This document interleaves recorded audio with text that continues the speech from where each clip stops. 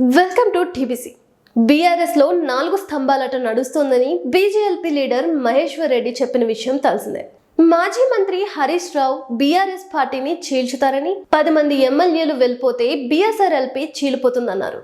తండ్రి, కొడుకు, కూతురు, అల్లుడు మధ్య విభేదాలు ఉన్నాయని మహేశ్వర్ రెడ్డి చెప్పారు. రజతోత్సవ సభలో కేటీఆర్దే పెత్తనమని, కవిత, హరీష్ రావులకు ఎలాంటి అవకాశం ఇవ్వలేదని, హరీష్ కవితలు డమ్మీగా మిగిలారన్నారు. వివిధ కారణాలతో కేసీఆర్ పార్టీలో యాక్టివ్ గా ఉండడం లేదని, మొన్న జరిగిన సభలో కూడా అంత యాక్టివ్ గా లేరన్నారు. తన తర్వాత బీఆర్ఎస్ చీఫ్ కేటీఆర్ అని పరోక్షంగా ఇండికేషన్ ఇచ్చారని మహేశ్వర్ రెడ్డి చెప్పుకొచ్చారు. కవిత, హరీష్ తీవ్ర అసంతృప్తితో ఉన్నారని, కవిత ఒంటరి అయిందని, ఆధిపత్య పోరు తారాస్థాయికి చేరిందన్నారు. బీజేపీ నేత ఏలేటి మహేశ్వర్ రెడ్డి చెప్పారనే కాదు, ఈ మధ్య జరుగుతున్న పరిణామాలు గమనిస్తే కూడా మనకే తెలుస్తుంది. బీఆర్ఎస్ పార్టీ సొంత పత్రిక నమస్తే తెలంగాణలో కూడా కవితపై ఏదైనా న్యూస్ రాయాలి అంటే అది 4వ పేజీలోనో 5వ పేజీలో కానీ చిన్న బాక్స్ లో రాస్తున్నారు. అంటే సొంత పత్రికలో కూడా కవిత ఏం మాట్లాడింది అనే దానిపై రాయడం లేదు. అంతేకాకుండా రీసెంట్ గా కవిత తన తండ్రి కేసీఆర్ కి తాను అసంతృప్తిగా ఉన్నట్లు 5 పేజీలతో లెటర్ రాసిందని సొంత పార్టీ నేతలే కన్ఫర్మ్ చేస్తున్నారు. అయితే ఇంతవరకు ఎలాంటి లెటర్ రాయలేదని కవిత గాని కేసీఆర్ కుటుంబం నుంచి గాని ఎవరూ ఖండించలేదు. కవిత కూడా మీడియా ఎదురుగా గత 10 సంవత్సరాల పాలనలో సామాజిక తెలంగాణ రాలేదని, మహిళా సమానత లేదని విమర్శించారు. అంటే తన తండ్రి పరిపాలన పైనే కవిత ఈ విమర్శ చేశారు. ఎందుకంటే గత 10 సంవత్సరాల్లో ఉంది బీఆర్ఎస్ ప్రభుత్వం మరియు ముఖ్యమంత్రిగా కేసీఆర్ ఉన్నారు.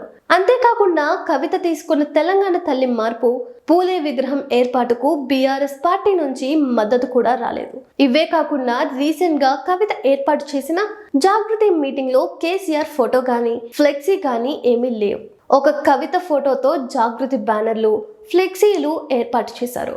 మేడే రోజు తండ్రి పరిపాలనపై కవిత మాట్లాడుతూ తనను రెచ్చగొడితే మరింత రెచ్చిపోతానని చెప్పడంలోనే కవిత ఆవేదన ఏంటో బయటపడింది. అయితే బీఆర్ఎస్ లో ఒకే పవర్ సెంటర్ ఉండాలని కేటీఆర్ అనుకుంటున్నారని తెలుస్తుంది.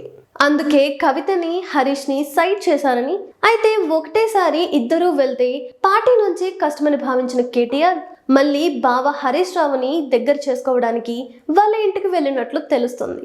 అంతేకాకుండా సీఎం రేవంత్ రెడ్డిని ఓటుకి నోటు కేసులో అరెస్ట్ చేసి సొంత కూతురు ఎంగేజ్మెంట్ కి కూడా రాకుండా చేసిన కేసీఆర్ పై ఎలా అయినా కక్ష తీర్చుకోవాలని హరీష్ రావుని అడ్డం పెట్టుకుని బీఆర్ఎస్ పార్టీ చీల్చడానికి ప్లాన్ చేస్తున్నారని మరో వర్గం చెబుతుంది.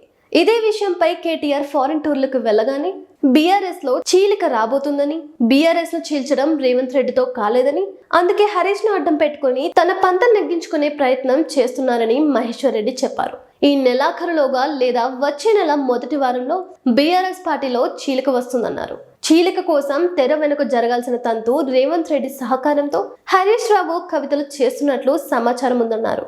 ఏదేమైనప్పటికీ నిప్పు లేనిదే పొగరాదు అన్నట్లు కుటుంబ పార్టీ బీఆర్ఎస్ లో ఆధిపత్య పోరు మాత్రం జరుగుతుందనడానికి, కవిత కేసీఆర్ పాలనకు వ్యతిరేకంగా పబ్లిక్ లో స్టేట్మెంట్ ఇవ్వడం, కవిత వార్తలు సొంత పత్రికలో లోపల పేజీల్లో చిన్నగా రాయడం, కవిత మీటింగుల్లో కేసీఆర్ బొమ్మలు లేకపోవడం లాంటివన్నీ వీటన్నిటిని బలపరుస్తున్నాయి. Thank you.